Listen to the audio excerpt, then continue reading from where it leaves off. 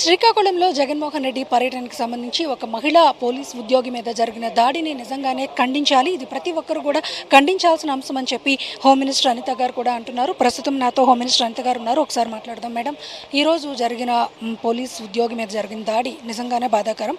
ఎందుకనంటే ఆ అమ్మాయి మీద ఒక్కసారిగా మూకుముడి దాడి జరిగింది ఉద్యోగం చేస్తున్న నేపథ్యంలో. సో దీన్ని మీరు ఏ విధంగా తీసుకుంటున్నారో, ఎలాంటి చర్యలు?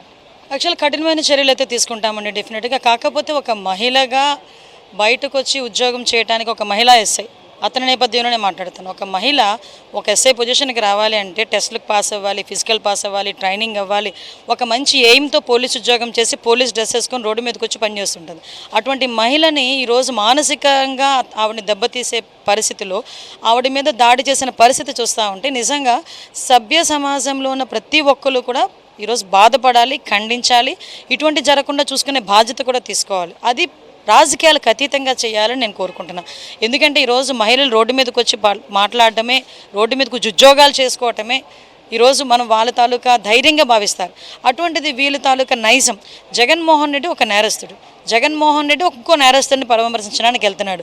ఇంకొక నేరస్తుల మధ్యలో అతను ఈ చేసే ర్యాలీ కానీ బల ప్రదర్శన కానీ చూస్తూ ఉంటే నిజంగా అతను పరామర్శకు వెళ్ళడా బల ప్రదర్శనకి వెళ్ళడా అన్న సంగతి అయితే చాలా క్లియర్గా అర్థమవుతుంది.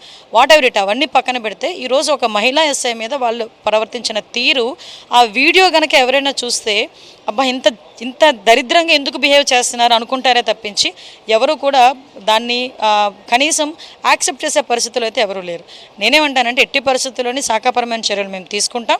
కానీ ఇటువంటి పునరావృతం కాకుండా చూసుకునే బాధ్యత కూడా మేము తీసుకోవాలి. కాబట్టి కఠినంగానే చర్యలు. మేడం, అంటే ఏదైతే మేము చేయబోతున్న అతని పరామర్శకు మేము వెళ్తూ ఉంటే మమ్మల్ని అడుగడుగున అడ్డుకున్నారు, మమ్మల్ని వాళ్ళు నిలువరించే ప్రయత్నం చేశారు పోలీసులు అని చెప్పి వాళ్ళు మాట్లాడుతున్న విషయాలు బయటకు వస్తున్నాయి. అయితే ఆయన ఇన్ టైంకి జైల్లో ములాఖత్కి చేరుకోలేదు అని చెప్పి పోలీస్ వర్గాలు చెప్తున్నాయి. ఏమంటారు?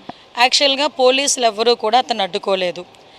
5 మంది 10 మంది రోడ్డు పక్కన నుంచి ఉన్నా కూడా కారు ఆపి బయటకు వచ్చి అతను వేవ్ చేసిన సందర్భాలు, హ్యాండ్ వేవ్ చేసిన సందర్భాలు కూడా చాలా విజువల్స్ ఉన్నాయి. మేము ఎవ్వరం కూడా మాట్లాడలేదు. ఆయన ఇన్ టైంకి వెళ్ళాలని ఆలోచన అతనికి ఉండాలి. మేము ట్రాఫిక్ క్లియర్ చేసుకునే, మా డిపార్ట్మెంట్ అంతా కూడా ట్రాఫిక్ క్లియర్ చేసుకునే ఉన్నారు.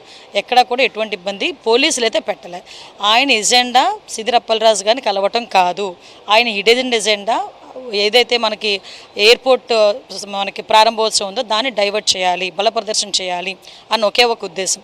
ఆయనకి మాన్యువల్ ఎలా ఉంటుందో తెలుసు. 4:30 కల్లా ములాఖాతులు క్లోజ్ అవుతాయనే సంగతి తెలుసు. అయినప్పటికీ కూడా కావాలని లేట్ చేసుకొని ఆయన అక్కడికి వెళ్ళారు తప్పించి అందులో ఎక్కడా కూడా పోలీసుల అబ్స్ట్రక్షన్స్ కానీ మేము ఇబ్బంది పెట్టిన సందర్భాలు కూడా ఎక్కడా లేవు. ఇది ఇక్కడ మొత్తానికి ఏదైతే మహిళా ఉద్యోగి మీద జరిగిన దాడిని పూర్తిగా నేను కూడా ఒక మహిళగా ఖండిస్తున్నాను. ఖచ్చితంగా దీని మీద శాఖాపరమైన చర్యలు అయితే మాత్రం ఉంటాయి. ప్రభుత్వం దీన్ని సీరియస్గా తీసుకుందని హోమ్ మినిస్టర్ అనిత చెప్తున్నారు. అలాగే ఈరోజు జగన్మోహన్ రెడ్డి పర్యటనలో జరిగిన పరిణామాలన్నీ కూడా కేవలం ఒక హిడెన్ ఎజెండాతో ఈ పర్యటన అనేది పెట్టారు. ఎక్కడ కూడా పోలీసులు ఆయన యాత్రకు అంతరాయం కలిగించే ప్రయత్నం అయితే చేయలేదు. ఇదంతా కేవలం రాజకీయ బురద జల్లే ప్రయత్నంగా భావిస్తున్నాము. ఖచ్చితంగా ఇలాంటివైతే మాత్రం ఖండించాల్సిన అవసరం అందరికీ ఉంది. ప్రతిష్టాత్మకమైన భోగాపురం ఎయిర్పోర్టు ప్రారంభోత్సవ సమయంలో ఇలాంటి కుట్రలకు పాల్పడడం అనేది నిజంగానే ఒక రాజకీయ పార్టీగా అది తగదు అని చెప్పేసి నేనైతే చెప్తున్నాను అంటున్నాను. వీడియో జర్నలిస్ట్ ధనుష్ తో అనురాధ, HM TV, విశాఖపట్నం.